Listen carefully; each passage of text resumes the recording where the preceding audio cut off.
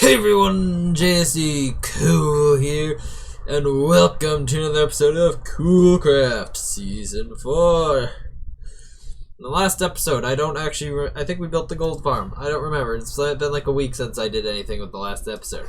Anyhow, in this episode, we are going to be working on the base once again, but this time building the walls, which are very much needed because this looks like crap. So yeah, let's get into it. Bottom foundation of concrete has gone in, and this is pretty much just covering up the cobblestone layer that I had going on the bottom. From here, I will need to do a bit more shaving of the blocks that are currently sticking out where the wall is currently, and then also filling in the cobblestone that will go behind them. So yeah, that's going to take a little while. Alright, it's been like 3 weeks since the last clip, maybe? And, yeah. I've recently made a bit of progress. I mean, I haven't done anything in a while, mainly because lack of motivation. It was October, so you know that means that nobody plays on the server. Apparently that included me this year.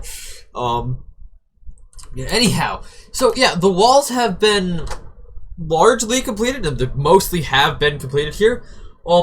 However, they haven't gotten all the way up to the surface. I don't think actually anywhere yet, and that's because I ran out of concrete right there, but so what? I've ran out of concrete like 2 times already.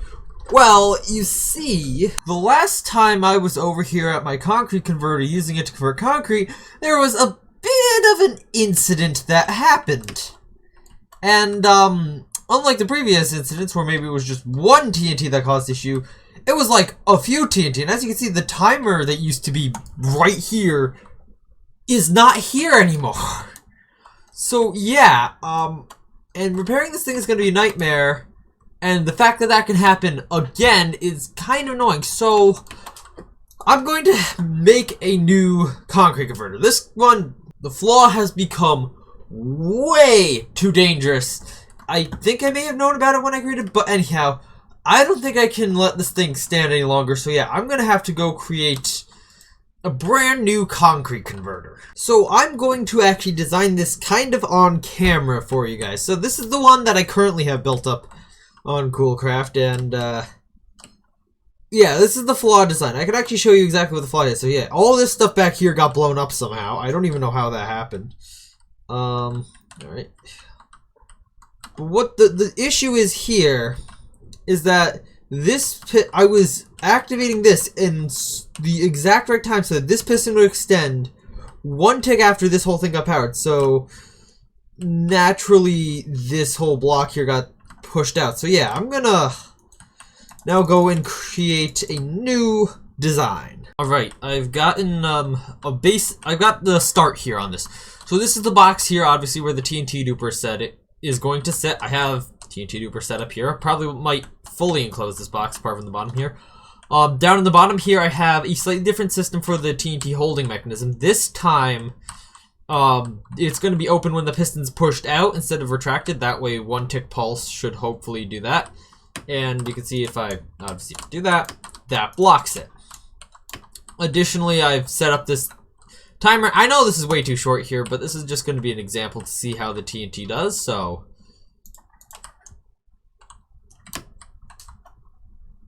okay, yeah, this is way too short. Alright, I need to make this longer. So yeah, I'm going to work on that. Okay, so I've added a little bit more delay here to the orange circuit here.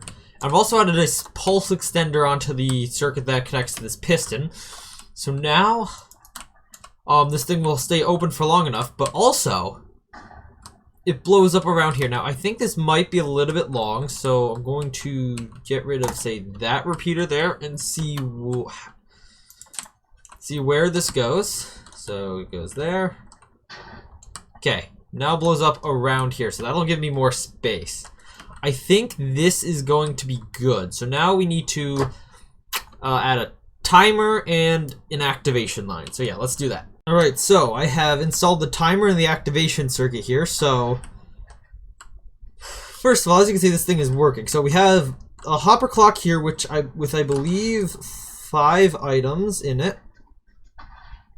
Yeah, 5 items. I'll make a sign that's it says that just so that it's easier for me when I'm building. So C5 items. There we go. Alright. Then we have this red line here, which is the activation line, which when it comes in, it not only powers this line, therefore opening that, but it also will lock the clock. So here, as you can see, it lets that go. It allows it to blow up. So now I just need to figure out where the at what point is the TNT exploding, and then we can actually get to work in building the rest of the blast chamber. Okay, so a bit of progress has happened here. I don't know when the last time I updated you was, but that doesn't matter. So I've got the block push downers, I guess is what these could be called, in. I did have to move them one block further out than I was initially wanting them to, but that's fine. So the way it works is comparators will read the level of this furnace and then cause the piston to be pushed down. However, because I'm actively reading it, it does take like a tick for this to update. So when I am pushing this thing in here at speed, you'll see that it gets all the way to the end before it pushes down. Oh, and also this gets jammed up if the thing is not on.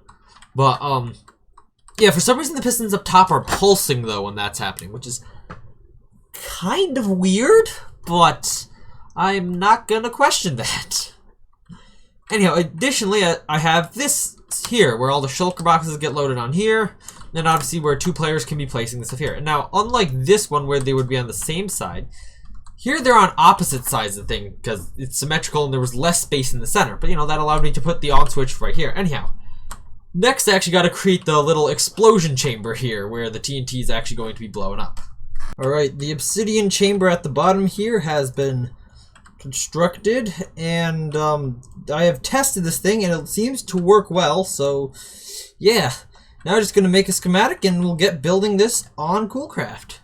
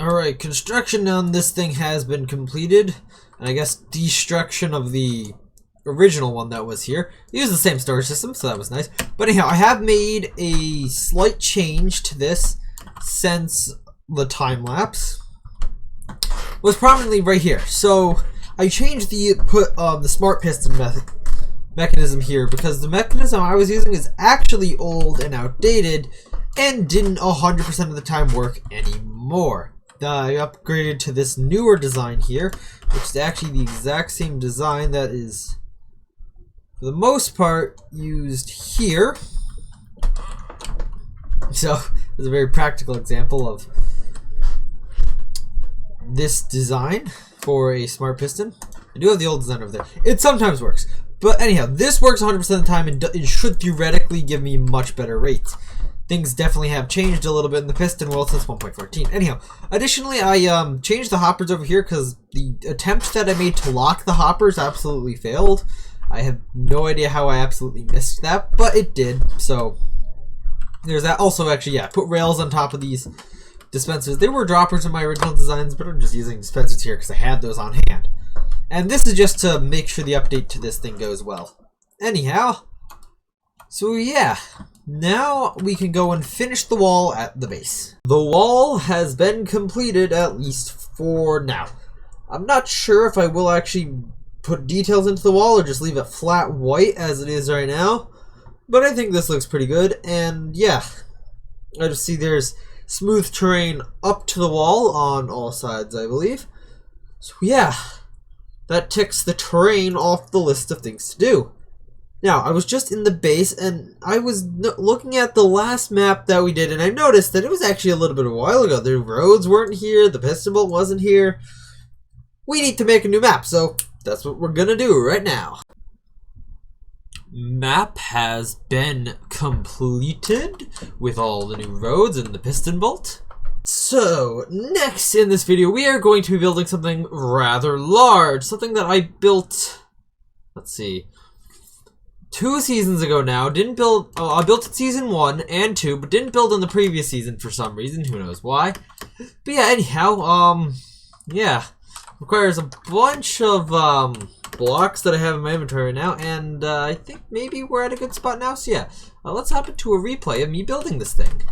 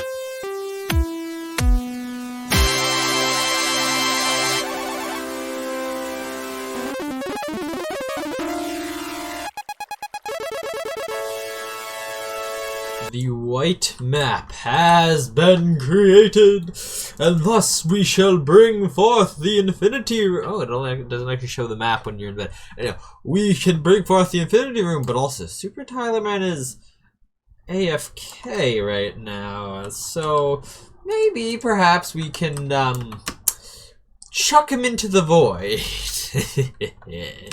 Alright, turns out he's kind of in an awkward position that I can't get to very easily, so yeah, it's going to be a little bit of a canceled plan there on pranking Super Tyler Man.